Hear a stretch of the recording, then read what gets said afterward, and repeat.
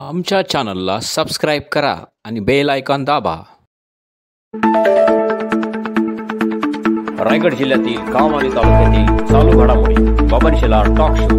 नुकतीच रायगड जिल्ह्यातील रोहा वरसे येथे नाबालिकेवर लैंगिक अत्याचार झाल्याची घटना घडली असता गुन्हेगाराला अटक करण्यात आली असून पोलिसांकडून तपास सुरू आहे. या दरम्यान बुधवारी जिल्ह्याचे पोलीस अधीक्षक सोमनाथ घारगे यांनी वरसे येथील पीडित मुलीच्या घरी भेट दिली असून घटनेची माहिती जाणून घेतली.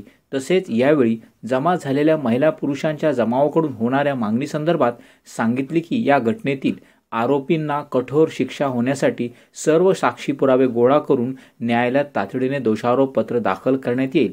हा खटला फास्ट ट्रॅक कोर्टात दाखल होण्याकरिता पोलीस प्रशासन प्रयत्नशील राहील असे आश्वासन दिले आहे. या प्रकरणी मुख्य आरोपी तेजस पडवळसह अन्य त्यांच्या दोघा भावांना अटक करण्यात आली आहे.